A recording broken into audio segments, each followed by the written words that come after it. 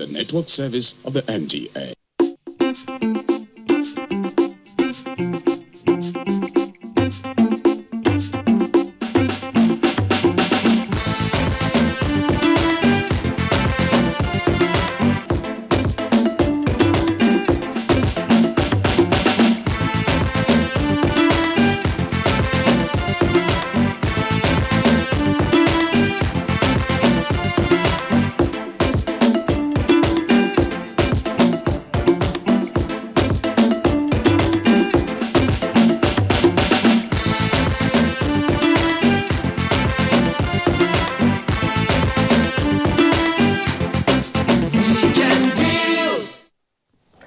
Hello and welcome to your favorite weekend show. Every Saturday and Sunday we are here to ensure that you have a very fantastic weekend.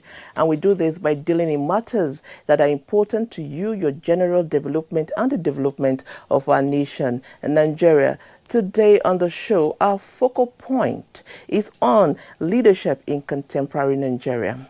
Most times when people talk about leadership, when something happens, especially when something goes wrong, you hear people say it is a leadership problem. And once leadership is mentioned, everybody looks up. But what exactly is leadership and who is a leader? Well, I took my time to look for the definition of this very simple word, and I saw so many definitions, but I'll be reading two out to you. The first one says, leadership is the action of leading a group of people or an organization. And the second one says, leadership is the act of motivating a group of people to act towards achieving a common goal.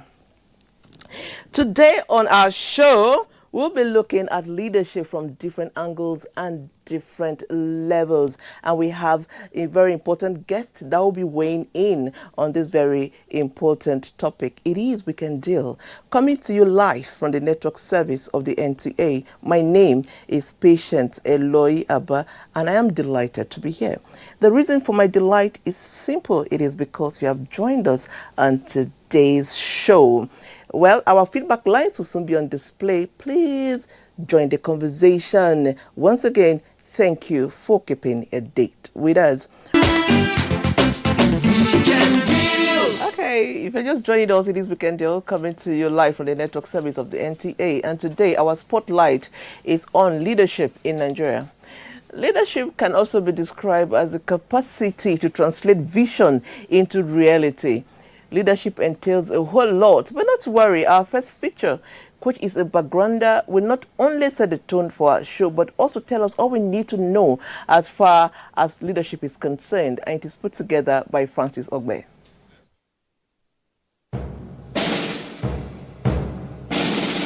Barely 60 years of nationhood, the most critical challenge confronting Nigeria appears to be that of credible leadership. Many scholars have queried why Nigeria seems to find it difficult to address her perennial leadership problems in spite of abundant human and natural resources available at her disposal. The problem of Nigeria, as many think, is leadership. Yes, to an extent you will say leadership has contributed. But if you look at the so-called leadership we are talking about, where are they emerging from? They are emerging from the society that have been complaining over the leadership. And today or tomorrow or next tomorrow, they are the leaders. And the system is getting worse. It means that there is a problem that we must all together solve so that we can have solution to the lingering poor leadership in our country. I will be honest to say that Nigeria's problem, I won't really put all the problems of Nigeria and heap them on the heads of leadership. Leadership is key because wherever the leader goes, the followers would follow. It's almost like a chicken and egg scenario. The followers that throw up the leaders. What about the followers that sell their franchise, quote unquote their birthright? They're also the problem. One of the challenges confronting leadership is that of corruption, as it fuels bad governance, erodes public confidence, undermines public service delivery, and entrenches square pegs in round holes in leadership positions. It is a major impediment to governance. when we say corruption, who is corrupt? Is it the person giving? Is it the person taking? Is it the person demanding? And we all experience it. The individuals put so much pressure on those they've elected, and then those they've elected now are forced to find ingenious ways of satisfying the needs of the people that they're representing or governing. And so immediately one is elected into office, his or her phone starts ringing non-stop. There's a demand for paying for school fees, for burial. That is one cause of corruption, because there's so much pressure put on that individual. There are cases where people were caught even, collecting and giving bribe. Some were said they were set up, and the rest of them, are they in jail? So you see, you can only fight corruption if you take away impunity. One of the cornerstones of leadership is integrity. It is about aligning the inner world of your belief, ethics, commitment, values, and desires with actions and behavior in the outer world. When leaders say something and they do not fulfill, the people do not hold them accountable. There is no need for a politician to make promises when you know that you do not have an iota of truth in what you are saying, or the capacity to fulfill such. Nigerian youth are in dire need of credible leadership. One of the ways to achieve this critical need is through mentorship, to ensure a pool of opinion leaders who impact on the younger generation. Mentoring is very good. Having leadership centers to mentor, to teach what people should do is excellent. But the best way to mentor is for the young people to see the older people practicalizing what they wish that they should become in the future. In the political sphere, they look at mentors as people who will give them money. The generality of people feel that once you get into office, you've won the lottery, and therefore you're there to mentor those behind you on how to get into office, get into politics. And that's not mentorship, because mentorship is something that is gradual. You actually tutor somebody through the right process: hard work, focus, determination, tenacity, sticking to something, and not feeling, one or two connections, that's mentorship. That's not mentorship, that's bribery. Leaders are not necessarily those who hold formal leadership positions. On the contrary, all people are potential leaders. If a child is growing up and knows nothing else but fraud, you don't expect that child to think differently. You don't expect that child to perform differently. Now, so, as I said, the family unit, we all know how, or should know how to raise good, godly children. And that's the bedrock of forming a good society. The failure of the leadership of the family is the first failure that we are suffering from. That is the first of all of them. The family leadership has failed completely. And that is why all manner of people we are churning them out of families into society. People with no decorous behavior, people with no shame in their face, people that have any form of rejection to anything that brings money, people that do not show sincerity in any form. Leadership, as they say, is far beyond political leadership. In fact, political leadership is the only leadership that is so visible, but yet ineffective. Our focus on Weekend Deal today will be on leadership in contemporary Nigeria. Well, leadership, integrity in leadership is key. And what the Honorable Member said, the family unit is very important in grooming leaders. Leadership skills can actually, we start grooming them from the home. You know how they say that the charity begins at home. Our next feature put together by Charles Obike is on parenting and leadership. No. Don't make mommy angry. Don't make me angry right now. Fundamental qualities and foundation of parental upbringing in families and homes are the credo qualities of future leaders. I would say truly the family plays a very huge role in bringing up good leaders.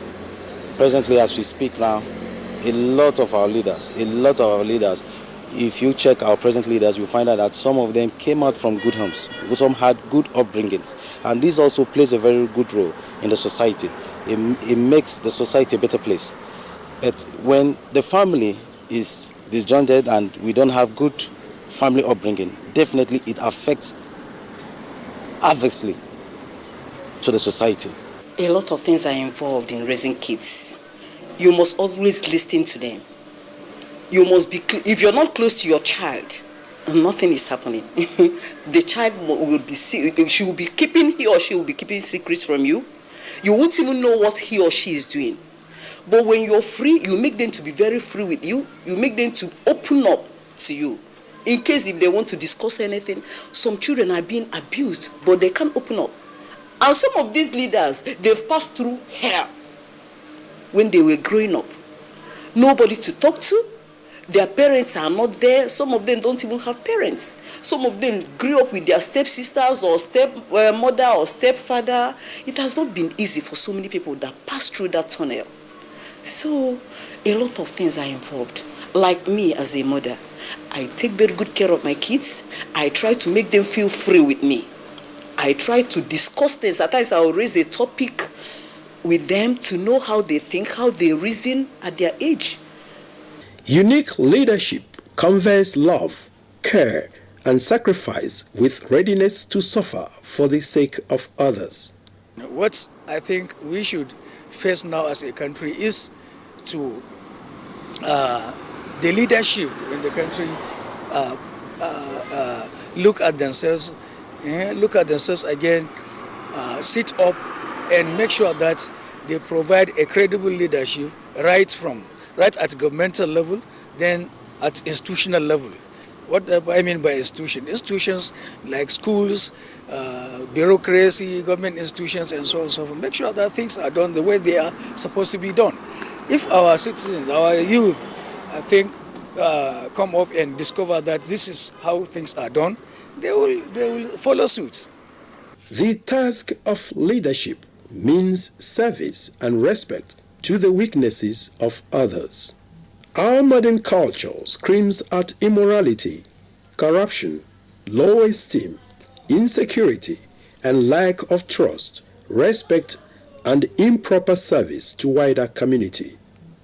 With good ideals from our homes, you will learn to lead well as you lead, if you lead humbly. Well, that's true. The role of family in grooming leaders can never be overemphasized. Okay, I told you when I started that we're happy you have joined us and we want you to also join the conversation. Our feedback lines is on display. Kindly let's hear your opinion, your questions, your recommendations. It is important that you are part of this very important discussion. Okay, we have established that the home is very important as far as honing the skill of leadership of children is concerned. The next step is school. And here we are talking about the primary and the secondary school. You remember that class prefect that will always write your name or when you make noise in the class? That one you didn't like. Well, we have prefects, we have form of leadership in the secondary school, and that plays a very important role in, again, grooming leadership quality. This next feature from TVE, it's on breeding school, ETV Lagos. It's on the role of schools in breeding leaders for the society. What is drama? Can anyone answer? Yes, Chikaima.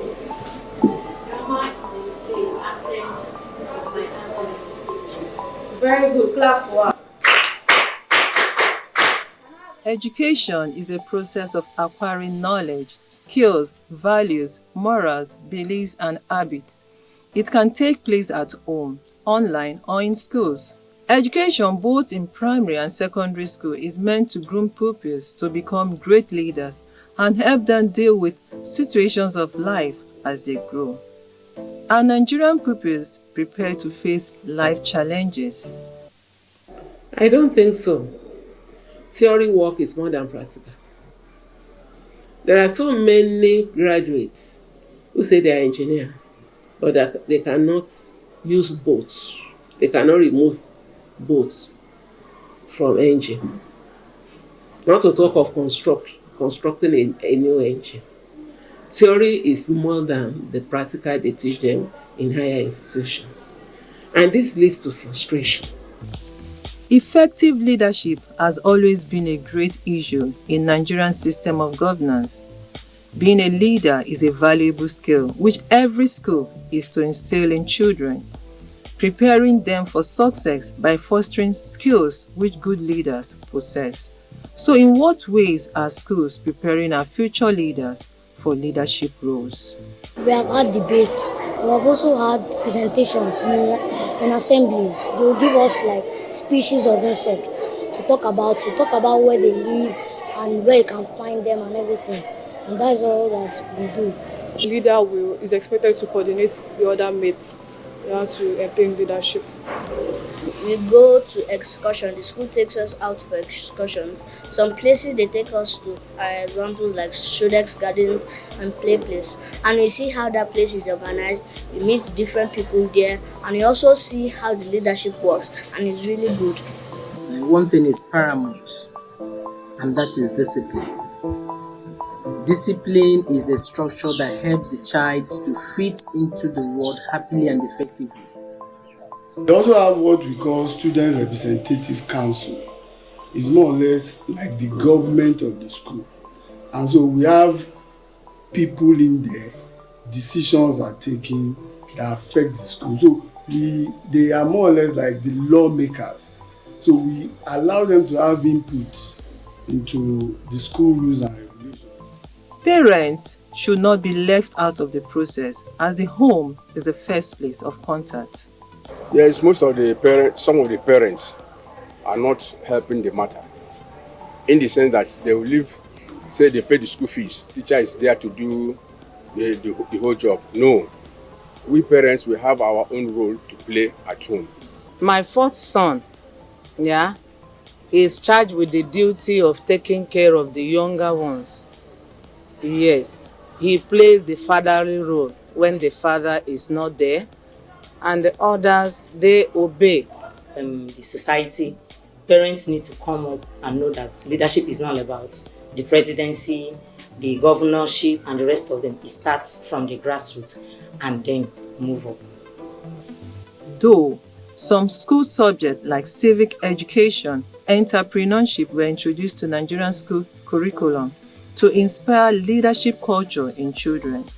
Some educationists are of the opinion that school curriculum still needs more restructuring in order to meet up with the modern changes in the world. Most times you do not have topics that relates to leadership and all of that. So we will implore those in charge of designing curriculum to try and inculcate some of all these topics so that they can be taught in class. Help at home, give them jobs, give them works, divide jobs for them, give them roles to play that will bring out these leadership qualities in them. These are the vanguards of tomorrow.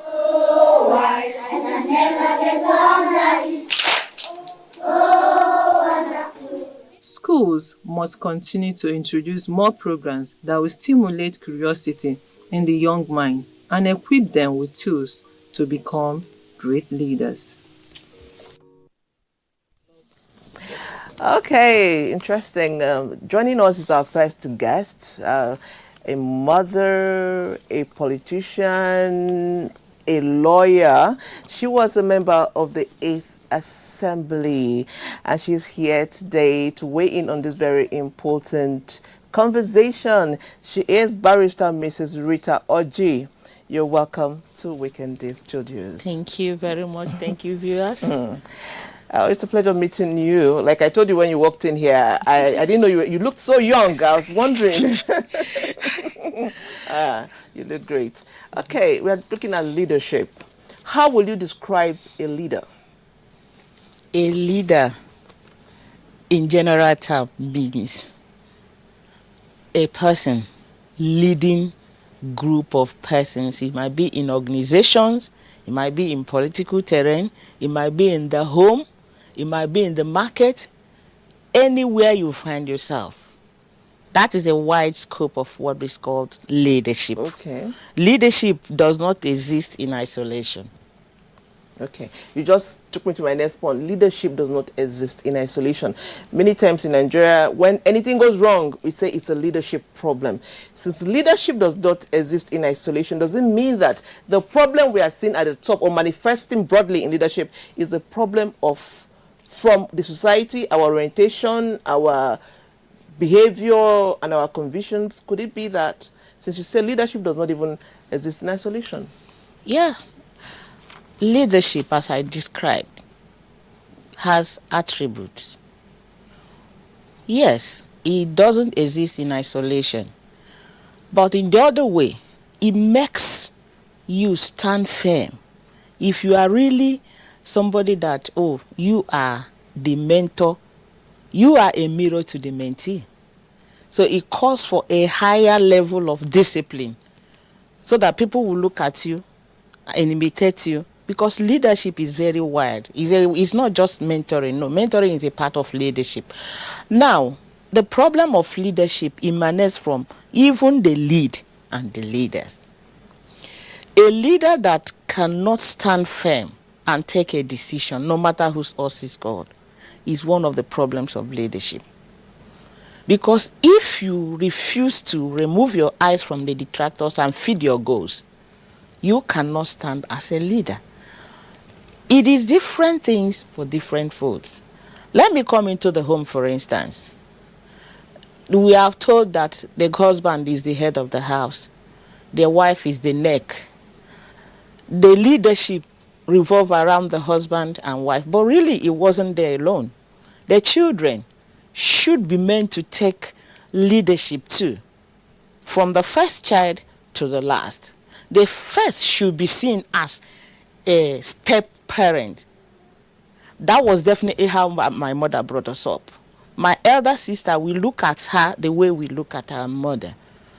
As soon as my mom leaves the house, she directs. And we were told not to query or say anything contrary.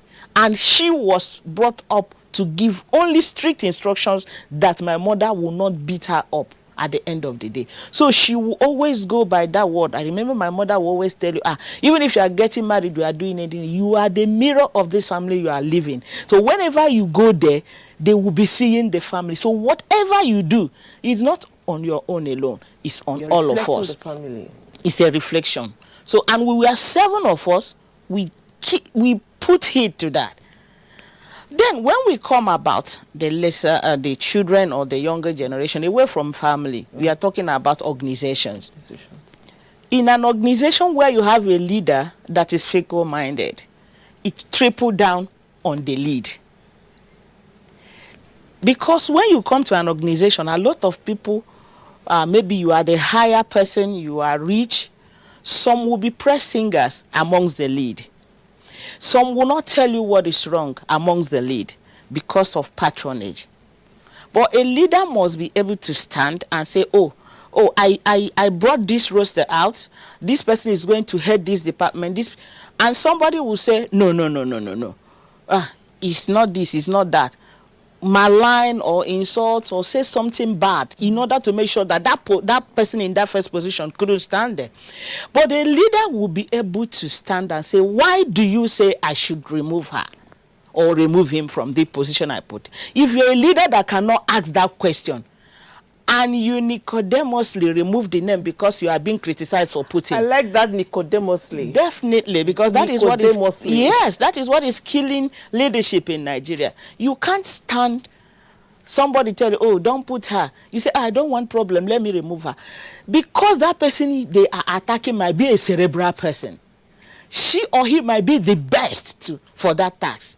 But because you are fickle-minded, you can't stand by your word as a leader. Let me remove her because I don't want problem.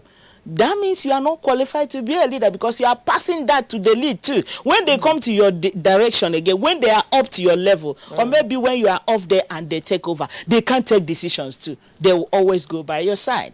So this is an organization, I'm telling you.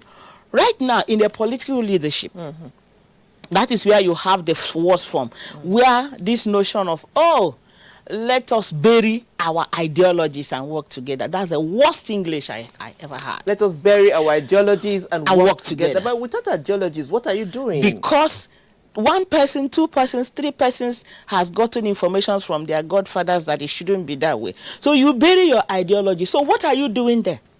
Who'd have thought? We're going to go back to that. We're going to even look at the issue of mentorship and godfatherism. But let's take this next feature. It's on the impact of the SUG government, the impact of SUG government, that's student union in the university, on leadership in Nigeria. For meaningful development to take place in any society, education is undoubtedly the foundation for effective organization and governance. In view of this, the national policy on education laid emphasis on the need for tertiary education to make optimum contribution to national development. Beyond the academic pursuit, institutions of higher learning therefore also serves as an avenue for students to practice various socio-cultural roles. Through this, they unconsciously learn cooperation, hard work, team spirit, punctuality, and most importantly, leadership role. One key component that is promoting leadership development in students is the student unionism, a political act of governance for student union bodies, popularly called Student Union Government, SUG. I've been in my idea, I've been in my blood, striving, leading for students, and also getting them to where we should be, so that students' priority, student interest will always be sinking to the heart of our government leaders in the state. So these have been when I've been nursing the agenda, and which I'm happy that I'm in the position which I wish and wanting to be right now. In Nigeria, the history of student unionism dates back to the early 19th century during the colonial era. And there was a time the student union was the worry of the ruling class in the country, and it became the platform for political parties to recruit the most eloquent and strong union leaders as members. However, the story is quite different today. What has changed with the SUG system in most schools? And what are the leadership challenges at that level? I was a unionist. I was a deputy speaker in the parliament, and we did all our best. But the recruitment process of admission into universities has now become something else. An average student that didn't pass O level, it was actually Expo. And average student that didn't pass JAM. So those are the things that actually affected what is happening in student union government in schools. You cannot see seriousness. When we were in school, while we were unionists, we're not lacking our academics. Those set of people that are trained, that believe they are the one ruling on as a leader, are the ones suppressing this exact union leader we have. Because they believe during their own time that they're able to fight the government, fight the military errors and other stuff. They have the power. But now, the training they undergone, or the power they have then and they build, are the one they use to suppress the current leader now, which is seriously affecting the union. That shows they are not going to produce the vibrant leader in the future. One of the greatest impediments to the growth and survival of the country, Nigeria, is corruption. How much has the menace influenced the student unionism? Is the experience at that level different from the country's political structure? Student union, we believe in synergy. If there is a very strong synergy between you and your co-executive and your maybe like team members, anything you say you are doing, that's what you are doing. And what is really affecting outside politicians is just, should I say, maybe the influence out there. The influence. Okay, here in the school, you can't tell me that anybody will negotiate me for any amount, so I don't need to change my stand. The student is not enjoying the facilities. I have to stand by that my student, because they voted me in. The way the student union budget, finances, report and everything is being scrutinized. If it is the way Nigeria budget and the finances is being scrutinized, most of these leaders could have been in jail. If the young ones are the future leaders, then it is important to encourage student participation in institutional governance for effective and efficient leadership and governance, not only within the four walls of tertiary institutions, but also in Nigeria as a whole. Student union government has come a long way. My guest is still in the house, Barrister Rita Oji. Were you involved in student union way back? Did you start from there? No. Oh, you didn't? You didn't like that? My mother never allowed me to get involved in student unionism. So at what point did you decide to? After university.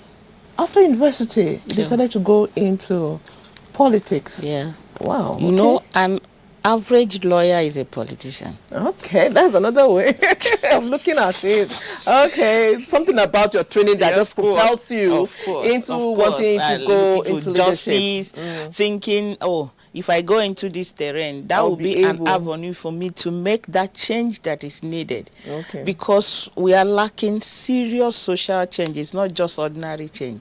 Because when you enter leadership, you have already signed a social contract with the lead.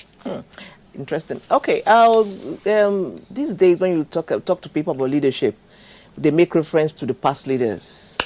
Obafemi Awolowo, Tafawa Balewa. Isn't that right now we no longer have leaders? Can't we start? No, it's becoming, everybody's referring to the past. And I'm wondering, don't we have leaders that have done as well or even better than our past leaders? Or are they going to remain our reference point forever? Really, I will just commence this answer with one joke made by an American. He said, when you come to America, America will ask you, what can you do? When you go to Europe, Europe will ask you, what's your qualification? When you come to Africa, they will ask you, who sent you? This is already a known, even though joke, but it's a known procedure. When you are looking at, we are relying on past leaders. Nigerians don't celebrate a living leader. They celebrate the dead ones. That is what I have seen. It's my personal opinion, right? Mobolaji Johnson was perfect in telecom industry. Aruna Ote was superb in SEC. This our Okonjo-Iweala was superb as a minister of finance. But did we praise them when they were on that seat? No. Politically, a lot of people want to bring them down. They possess the PhD, pull him down, pull her down. Yeah. Because she or he does not belong to your political party. So whatever she or he does is not good. I felt that in my constituency too, because I'm in opposition. If I'm doing the road, they will block me and say you shouldn't do road. It's everywhere. I'm one who put borehole. Why will you do that? Are you the local government chairman? You see, they don't want heroes to grow because of political reasons. But when you look at Obafemi Awolowo, because they are gone, that's why we start seeing them. But there are living heroes, right? Who are doing the right thing, even in Nigeria. Even in Nigeria. I agree.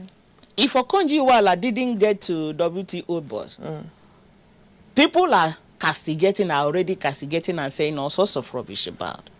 Look at Akinwumi. When he was the Minister of Agric, you heard less of him. But when he moves from here to another terrain, another climb, that gives leaders chance to exhibit their qualities and characteristics, you see them shining. They become the shining stars. So there are living heroes here. Which Nigeria will change that nomenclature of celebrating dead heroes. There are younger generations that when you praise them for what they have done, they will do more. But the problem we have, you will still be referred to during the days, but it's not like that.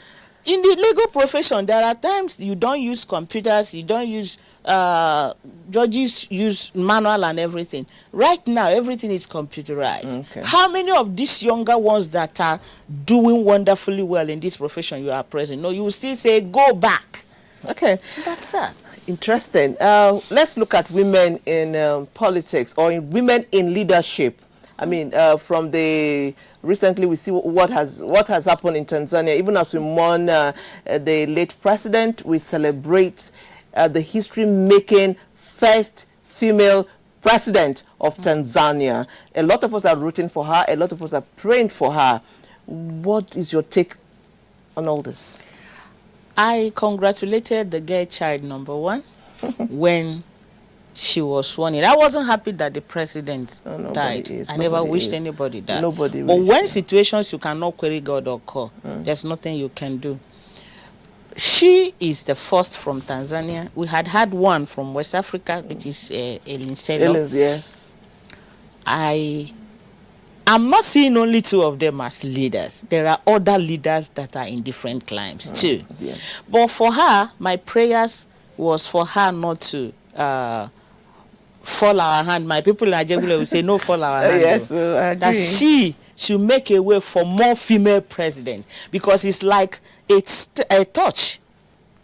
Whatever she does with these remaining years will be the lamp for other countries wanting to vote in a female as a president. But do you think women are better leaders, given a chance? What do you think? If I answer this question affirmatively, some people will say because I'm a woman. But I want to tell you in honest truth, women make better homes. Let me tell you one reason. No matter how many children, brothers, sisters, families were you married into, right? Name them. Ad infinitum, we still cope. The woman can still maintain the family and the relations. Women has been known to manage whatever they have. They have shame, unlike those with different anatomy. A woman will think about the children, what happens to them. If I do this, what will happen? Because every future about family is a woman. The husband has done well getting married. After that, every good or bad the child does comes from the woman. So women are very careful. In leadership, they are exceptional. They put their feet at the sign of time. Anywhere a woman had served, watch out. The goal is what they go for, not the object or subject. The goal. They fix their eyes on the goal and they come out with it. More power to women, and that's why we are happy that recently the president is trying to make sure that the 35 affirmative action comes to play and that women are given the positions, the desire in the society in order to move our society forward. Would you want me to talk about that 35%? Let's not talk about that. Let's see some of our messages. I know you want to go at it. I can see it, but we have some messages, and the first one says, good morning, guests. Some parents have no time for their children, and this is from Philippa. What would you want to say to such parents? I always advise parents at the growing stage, please be there for the children, because at that new stage, at that new test, that kindergarten stage, their brains are their side, their reasoning, all of them are imaginary slates. Whatever they take in tarries for a long time. When children are grown up, you have given them what they want. They can fit in any generation. But at that earlier stage, where the English, the command, and everything they learn is from the family, parents should please don't joke with it. I never left my children until they are grown up. I never play full politics until my children are grown. Because if you miss the training from home, you've missed it all. Yes. Okay. Okay, the 35 affirmative action. Women are not pulling their weight in participation in politics. You must agree. And some people won't say that when a woman comes out, women don't vote for women, and women are women's enemy, and all kinds of insinuations. What can we do to encourage full participation of women in politics and get them to attend these offices that we know they will deliver on? One, this 35% affirmative, you know, I'm not among the women that go for it or support it. You know why? No, why? We've started hearing it for a long time. It's not about talking, it's about implementation. When political parties are looking for female followership, they will come out with different juicy proposals. 50%, 35%. These things are already known that they want to drag you to come and sing praises and become welfare officers for them and do this and that. At the end of the day, whenever election comes up fully, a woman is the only voter that is presently interested in voting for the person she wants to vote for. She goes there, number one, she wants her child to go to school, so she's voting. She wants to have a good education, good water, she's voting, unlike the other counterparts. But right now, it is just a game from political parties to get female followers. That is what I call that affirmative. If not, after election, how many women are being appointed in various positions? That is one. Then secondly, we that are in politics can definitely tell you, the 35%, there are some females that work against their fellow female. There's no joke about that. How do we change that? How do we change that? How do we change it? It is their mindset. When a woman does not grow up values for herself, she comes into politics through one man, or that man will direct you, go after that woman. If you go, I'll give you this position, you will jump up. Some females have done it to me from Lagos. They say, why will she represent us? If you recently, the lobbying team that I was put in for 35%, it was a fellow women that were crying, why will she represent us? While I was among the facilitators of that. Oh. And then, this is what is happening. And they will hide under one umbrella to play. At the end of the day, is the mindset. And I say, the value of any woman that is in politics matters. Some don't really have a value. And that value they don't have is because they don't have plan B. They don't have any other thing except politics. So they believe they will tarry in politics. And if they couldn't do that, their senders, maybe male or female, send them today, they will fizzle out politically. But I can just keep talking to you. You are just like a whole encyclopedia on women in politics. But time is not our friend. We have to end it. But I look forward, honestly, sitting with you again and having this conversation. We've been speaking to Honorable Rita Oji, a lawyer, a mother, a politician, a true leader, and she has told us what some of the challenges are and the way forward. We'll go on a short break. The deal continues. Don't go away.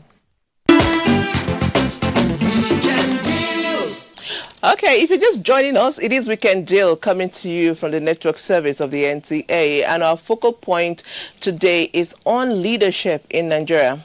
Our guest is in the house, and someone who honed his leadership skills early, right from school, and today he's into mainstream leadership. He is Honorable Chairman of Kajuru Local Government Area of Kaduna State.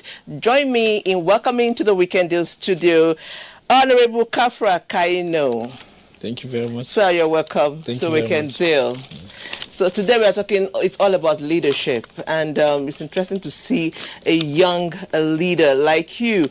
Tell me, what propelled you? I know you started from this university union, student union. What propelled you towards becoming a student leader? Well, I wouldn't call it an accident, but then coming to school, we had a project, Drama 101. And in this project, we're supposed to come up with creativity, create something out of nothing, and then a kind of a project that touches the lives of people. And then we did a HIV/AIDS campaign. And then that project, I was chairman of a subcommittee. And from there, the popularity grew. I organized a concert in school, and then it was a very big thing back then in school. And from there, people felt, no, you need to run for an office. And so they decided I should run for Faculty of Arts, Director of Socials, and that was where it all began. Okay. I ran for that office as a 100 level student, and I won the office. The first time a 100 level student will get to that office, and from there, 200 level, I was already running for SUG, Director of Socials, and from there, I never returned. Okay, I noticed a trend between people who involve themselves in SUG government and then how they translate into becoming or coming into mainstream leadership. Is there what's that thing that make you, after SUG, you want to now continue in real life?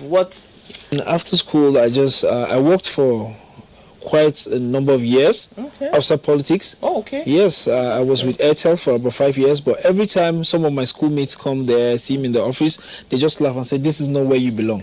This is not where you belong.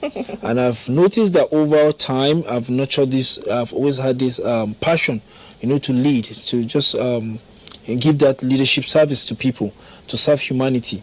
And so I felt it was time I tried something. I contested councillorship position.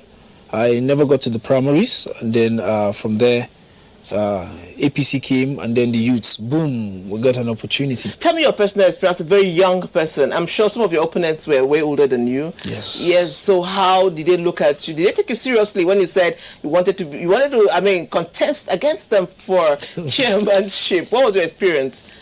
Well, actually, in the beginning, I was the joke. I was the joke of the town. Everybody was saying, a very young boy, he wants to be chairman. Oh, I'm sure in their minds, they'll be like, your time is coming, don't worry, But then there was something about APC, the revolution, a lot of young people getting that opportunity. And thanks to His Excellency, Malam Nasir Ahmed El-Rufai, who provided that platform for a lot of young people in Kaduna State. We came on board, and then they wanted to give us an opportunity to see what we carry to how we can participate in governance. And then that was the opportunity. A lot of young people were tired, and they wanted an opportunity, a younger person, so that they can have a different perspective of governance. And the youth rallied and then supported my movement. They were like, very young boy, this man, let's try and see how far we can go.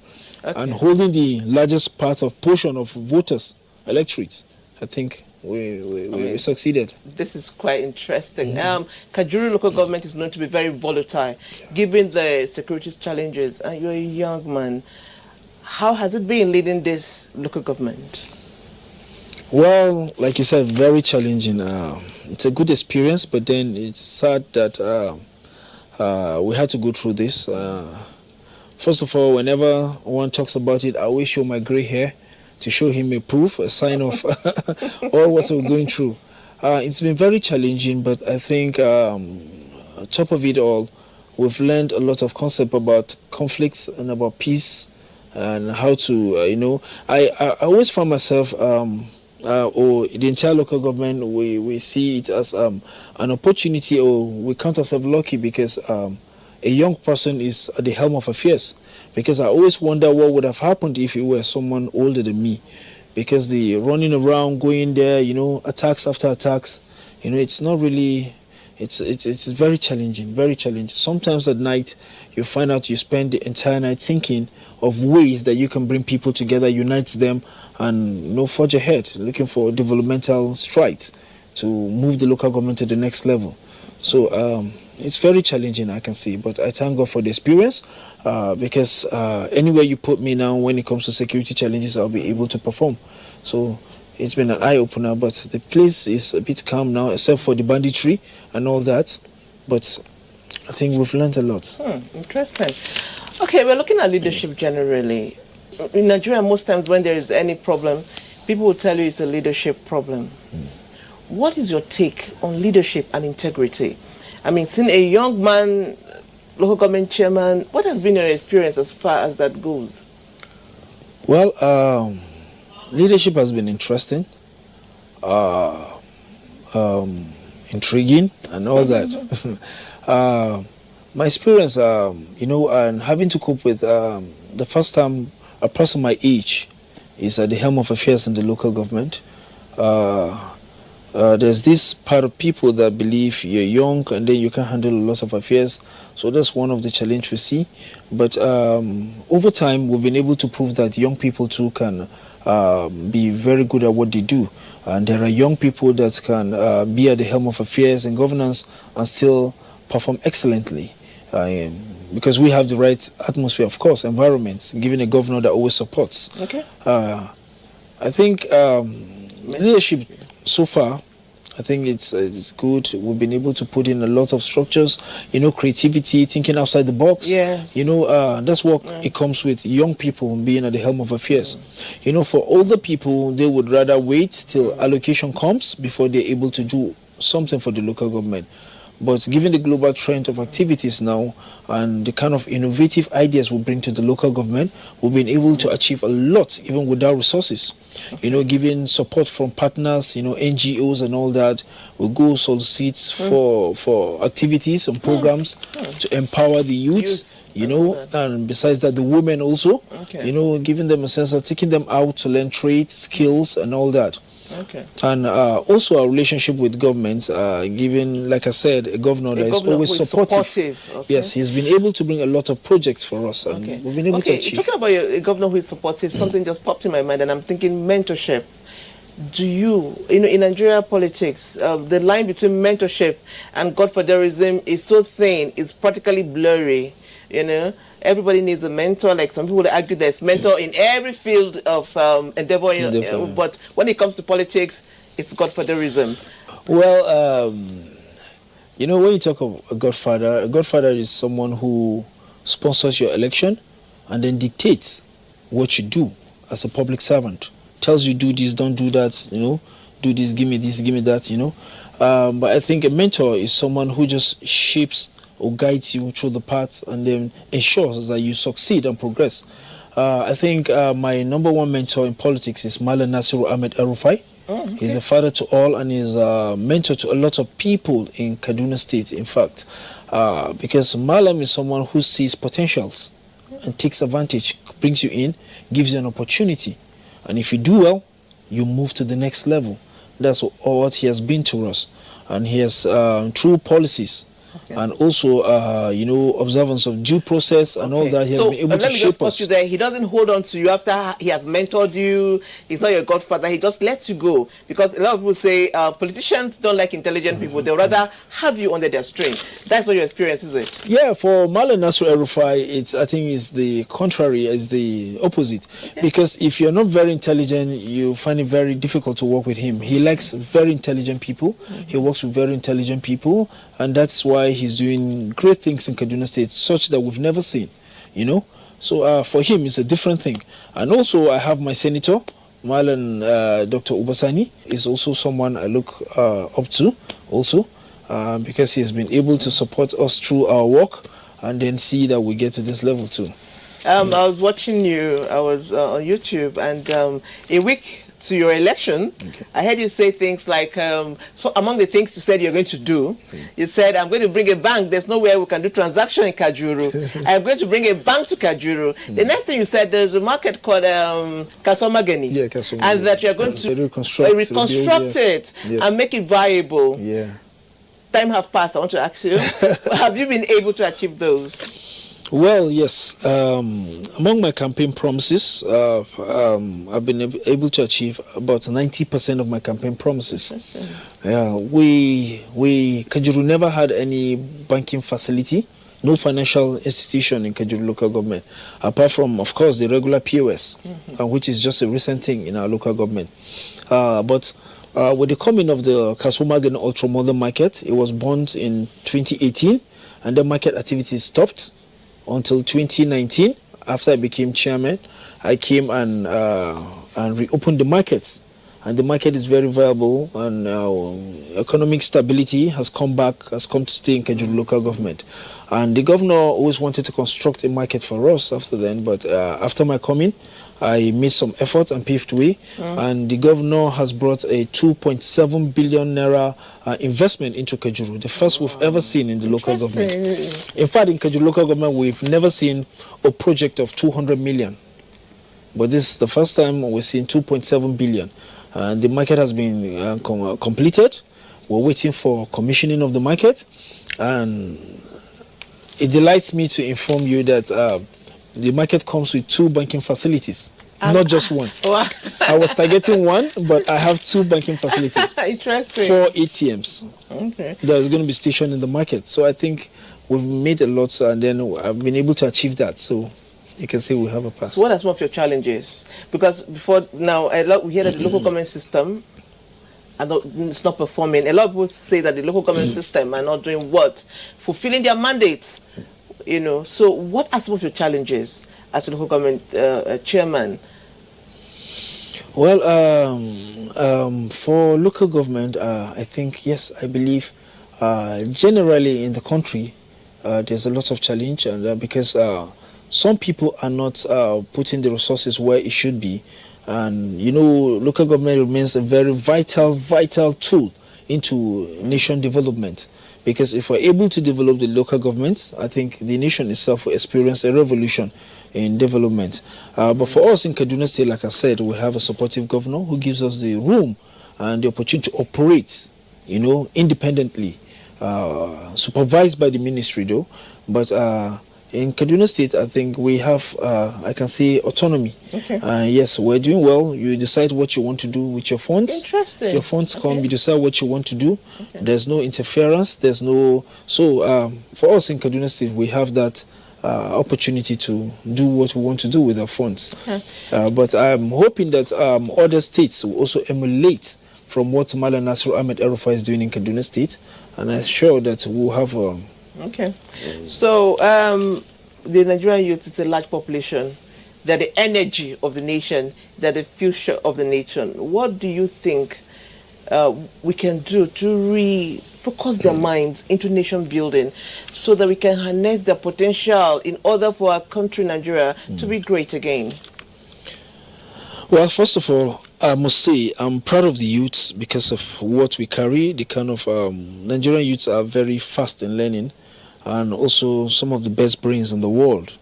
It's so very unfortunate that some people have given themselves to idle activities, and that has created a lot of problems for us. I'm talking about fraudster and all that. But then I think majority of the youths are doing well.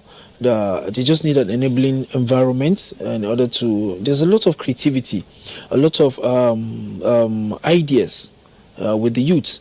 But I see government is doing a lot, the federal government especially, with their interventions and their support to a lot of programs. But the problem is some youths do not look to this opportunity. And largely, I wouldn't blame them because I think they always refer back to the past, whereby you have to know somebody in order to get an opportunity, to bring your ideas into fruition. But I think it's time that the youths know that a lot has changed in the political economy. Government now doesn't need to... You don't need to know someone in government before you're given an opportunity. Okay. There are a lot of programs online. You apply, and if you have a perfect idea, a good idea, you'll be supported with funds.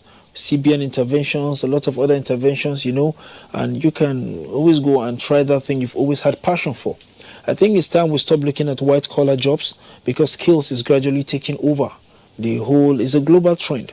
So people should try to develop their human capacity development should be more directed at skills, building, ICT and all that, because that is the new word now.